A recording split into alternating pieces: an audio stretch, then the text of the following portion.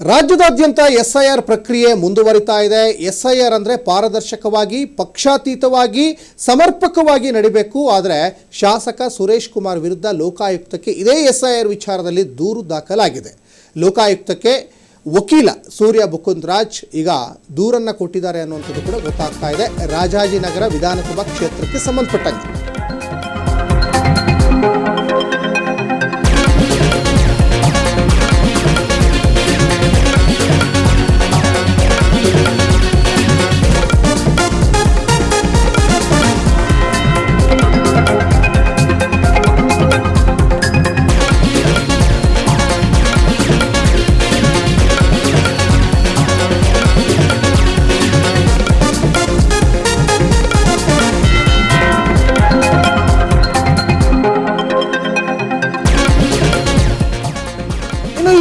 SIR ಪ್ರಕ್ರಿಯೆಗೆ ಸಂಬಂಧಪಟ್ಟ ಹಾಗೆ ಒಂದಿಷ್ಟು ಪರ ವಿರೋಧ ಚರ್ಚೆಗಳು ಆಗ್ತಾ ಇದ್ದಾವೆ. ರಾಜಾಜಿನಗರ ವಿಧಾನಸಭಾ ಕ್ಷೇತ್ರದಲ್ಲಿ ಅಕ್ರಮ ನಡೆಸಿದ್ದಾರೆ. ಲೋಕಾಯುಕ್ತಕ್ಕೆ ಈಗ ವಕೀಲ ಸೂರ್ಯ ಮುಕುಂದರಾಜ್ ಈಗ ದೂರನ್ನು ಕೊಟ್ಟಿದ್ದಾರೆ ಅನ್ನುವಂಥದ್ದು ಕೂಡ ಗೊತ್ತಾಗ್ತಾ ಇದೆ. ರಾಜಾಜಿನಗರ ವಿಧಾನಸಭಾ ಕ್ಷೇತ್ರದ ಶಾಸಕ ಸುರೇಶ್ ಕುಮಾರ್, ಮಾಜಿ ಸಚಿವರು ಕೂಡ ಹೋದವರು, ವಿವಿಧ ಕಾಮಗಾರಿಗಳ ಟೆಂಡರ್ ಪ್ರಕ್ರಿಯೆಯಲ್ಲಿ 300 ಕೋಟಿ ರೂಪಾಯಿ ಅಕ್ರಮ ಆಗಿದೆ. ಇನ್ನೆರಡು ದಿನದಲ್ಲಿ ಇದಕ್ಕೆಲ್ಲ ಉತ್ತರ ಕೊಡ್ತೀನಿ ಅಂತ ಸುರೇಶ್ ಕುಮಾರ್ ಮತ್ತೊಂದು ಕಡೆ ಅದಕ್ಕೆ ಟಾಂಗ್ ಕೊಟ್ಟಿದ್ದಾರೆ. ಒಂದಿಷ್ಟು ಆರೋಪ ಪ್ರತ್ಯಾರೋಪ ನಡೀತಾ ಇರುವ ಬೆನ್ನಲ್ಲೇ ಸುರೇಶ್ ಕುಮಾರ್ ಸುಮ್ಮನೆ ಕೂತ್ಕೊಂಡಿಲ್ಲ. ಅವರು ಕೂಡ ನಾನು ಅದಕ್ಕೆ ಉತ್ತರ ಕೊಡ್ತೀನಿ ಅಂತ ಹೇಳ್ತಾ ಇದ್ರು. ಯಾಕಂದರೆ ಸುರೇಶ್ ಕುಮಾರ್ ಸಾಕಷ್ಟು ವಿಚಾರವಂತರು, ವಿಚಾರ ತಿಳಿದಂಥವರು, ಮತ್ತೊಂದು ಕಡೆ ಅವ್ರ ಮೇಲೆ ಸಾಕಷ್ಟು ಭರವಸೆ ಕೂಡ ಈಗ ಇಟ್ಕೊಂಡಿದ್ದಾರೆ ಆ ಭಾಗದ ಜನ. ಮತ್ತು ಈ ರೀತಿಯಾದಂತಹ ಒಂದಿಷ್ಟು ಆರೋಪ ಕೇಳಿ ಬಂದಾಗ ಸಹಜವಾಗಿ ನಾನು ಇನ್ನೆರಡು ದಿನದಲ್ಲಿ ಇದಕ್ಕೆಲ್ಲ ಉತ್ತರ ಕೊಡ್ತೀನಿ ಅಂತ ಹೇಳ್ತಾ ಇದ್ದಾರೆ. ಆದರೆ ವಿವಿಧ ಕಾಮಗಾರಿಗಳ ಟೆಂಡರ್ ಪ್ರಕ್ರಿಯೆಯಲ್ಲಿ 300 ಕೋಟಿ ರೂಪಾಯಿ ಅಕ್ರಮ ಆಗಿದೆ ಅಂತೆ. ಅದು ಆ 300 ಕೋಟಿಯ ತೂಗುಗತ್ತಿ ಈಗ ನೇರವಾಗಿ ಸುರೇಶ್ ಕುಮಾರ್ ನೆತ್ತಿ ಮೇಲೆ ತೂಗ್ತಾ ಇದೆ.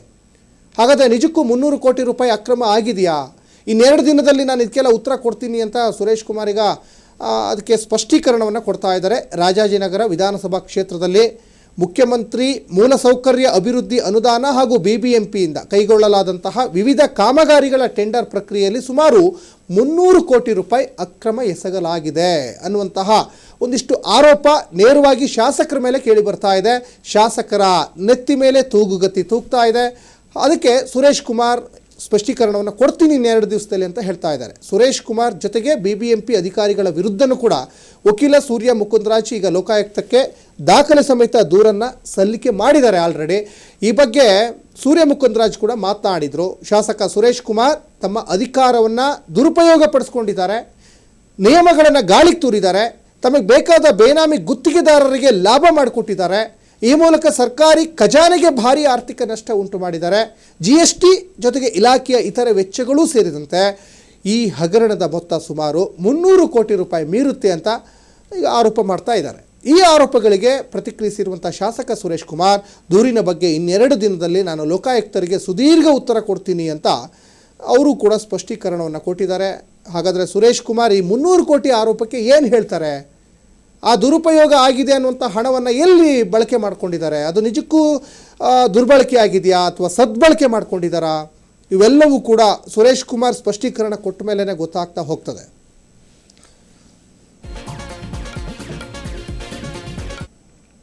ಇವತ್ತು ರಾಜಾಜಿನಗರ ವಿಧಾನಸಭಾ ಕ್ಷೇತ್ರದ ಶಾಸಕರಾದಂಥ ಸುರೇಶ್ ಕುಮಾರ್ ಅವರ ವಿರುದ್ಧ ಮಾನ್ಯ ಲೋಕಾಯುಕ್ತರಿಗೆ ದೂರನ್ನು ನೀಡಿದ್ದೀನಿ.